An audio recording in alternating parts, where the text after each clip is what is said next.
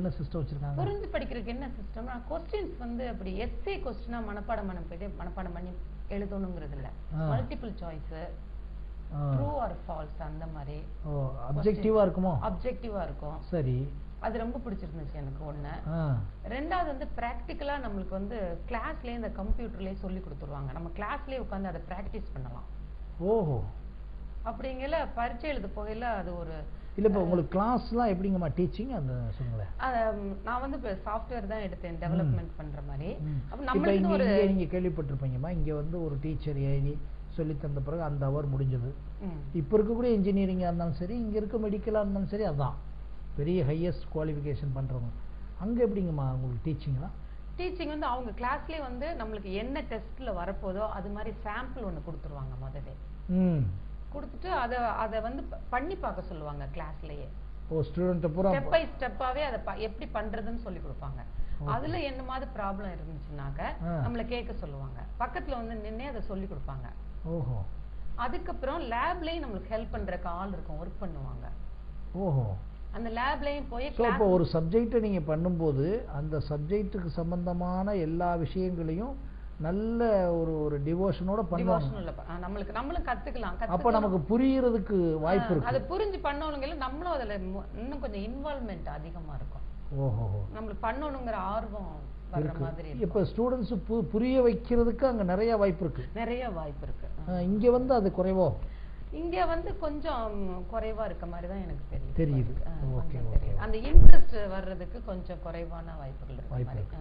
சரி, நீங்க வந்து இன்னொன்னு அங்க ஸ்டூடெண்ட்ஸ் உடைய பிஹேவியர்ஸ் அப்படிங்கமா இருந்தது உங்களோட ஐ மீன் அந்த செட் ஸ்டூடெண்ட்ஸ்? ஏன்னா நீங்க முதல்ல நான் போனப்ப என்னன்னா நான் வந்து இத பார்த்து ஒரு அதிர்ச்சி ஒண்ணு சொன்னீங்க இல்லையா, அது ஒண்ணு. அடுத்து வேற என்ன? அடுத்து வந்து நான் முதல்ல வெளியில இந்தியால இருந்து வந்திருக்கேனால என்கிட்ட போன உடனே எல்லாரும் பழகல. சரி. முதல்ல கொஞ்ச நாள் பழகல. சரி.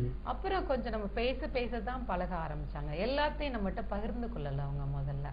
சரி, எப்படி முதல்ல உங்களுடைய அனுபவத்தை சொல்லுங்களேன். அதை எப்படி பழகுனாங்க, எப்படி பழகுனாங்கன்னா அவங்களுக்குள்ள எதுவும் பேசிக்கினாங்க இல்ல சினிமாக்கு போறாங்க அங்க நம்ம கிட்ட ஒன்லி எஜுகேஷனல் சம்பந்தமா மட்டும்தான் நம்ம கிட்ட பேசுவாங்க. சரி. போன புதுசுல ஹோம்வொர்க் கொடுக்கணும் இல்ல எக்ஸாமுக்கு படிக்கணும் அந்த மாதிரி உள்ள ஷேர் பண்ணிக்கிறது மட்டும் தான் பண்ணுவாங்க. சரி. அப்புறம் கொஞ்ச நாள் 3 months 4 months நீங்க இப்ப கொஞ்சம் நீங்க வாலண்டியராவும் அவங்களோட கொஞ்சம் பேசுனீங்க. ஆமா, நம்மளா போய் இன்ட்ரோடியூஸ் முதல்ல அவங்க வந்து இன்ட்ரோடியூஸ் பண்ணிக்கல, பேரெல்லாம் சொல்லுங்க. நீங்களே இன்ட்ரோடியூஸ் ஆகிட்டீங்க. நம்மளா போய் இன்ட்ரோடியூஸ் பண்ணிட்டு நான் இந்த கிளாஸ்ல இருக்கேன், நான் இது பண்றேன் அப்படினோட உடனே அப்புறம் கொஞ்சம் கொஞ்சமா வந்து முதல்ல உங்க ஃபுட் எப்படி இருக்கும், இந்தியன் ஃபுட் எப்படி பண்ணுவீங்க, ரெசிபி கேக்குறது, அப்புறம் அவங்க ஃபுட்க்கு நம்ம ரெசிபி கேக்குறது. சரி. அப்புறம் இந்தியன் ஆக்டர்ஸ்லாம் நாங்க தமிழ் படம் ரொம்ப தெரியாது அவங்களுக்கு, ஹிந்தி படம் கொஞ்சம் பாப்பாங்க அவங்க. ஹிந்தி ஆக்டர்ஸ் ஹிந்தில அவங்க போட்டுட்டு வர ட்ரெஸ். ஹிந்தில போட்டு வர ட்ரெஸ் ரசிப்பாங்களா? அந்த சோலி அந்த மாதிரி.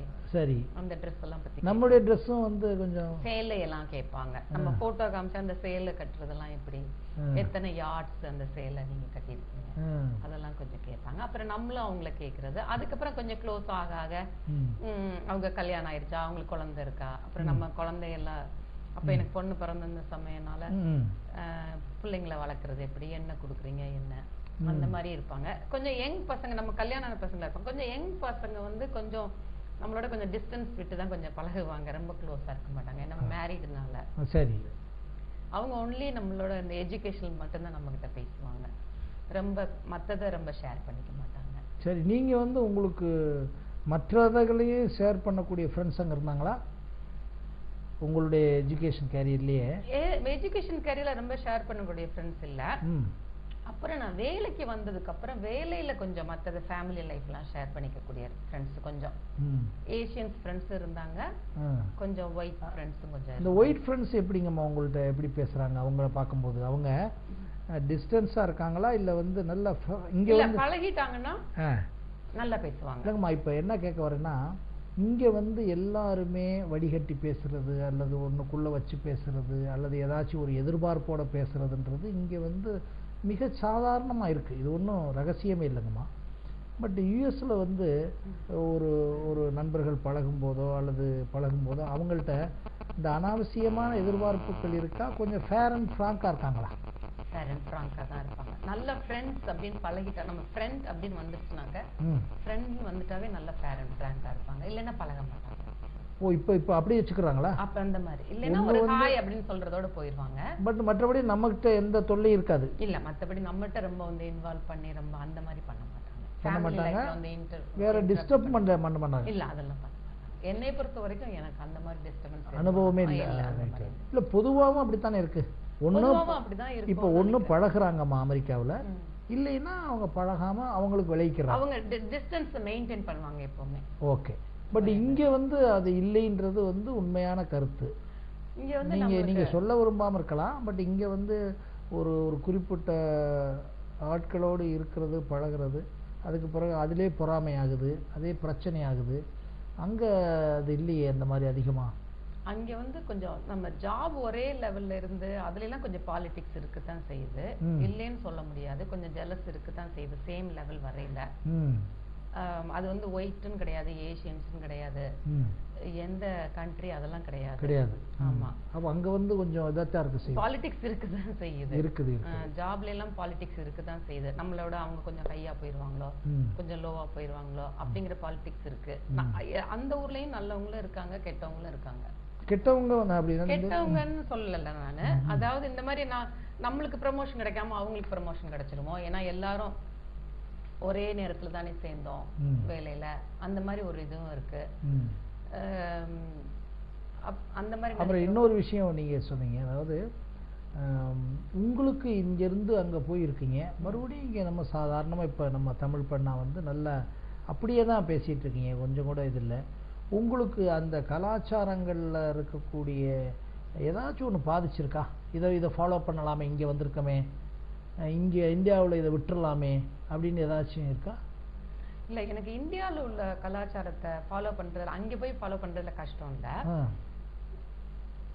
எதையும் விடணும்னு நான் அங்கே வந்து எதை ஃபாலோ பண்ணலாமா அவங்கள்ட்ட இருந்து, வெஸ்டர்னர்ஸ் இருந்து? நம்ம வெஸ்டர்னர்ஸ் கிளீனா இருக்கிறத அங்க ஃபாலோ பண்ணலாம். கிளீன் அவங்க நல்ல சுத்தமா இருப்பாங்க.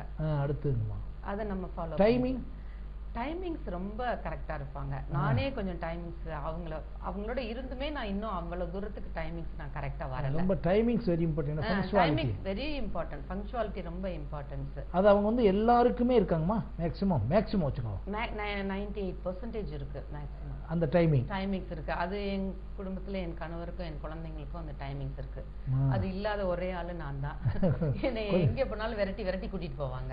கொஞ்சம் குறைவா இருக்கு. ஆமா, எனக்கு ரொம்ப குறைவா இருக்கு. சரி, ஓகே.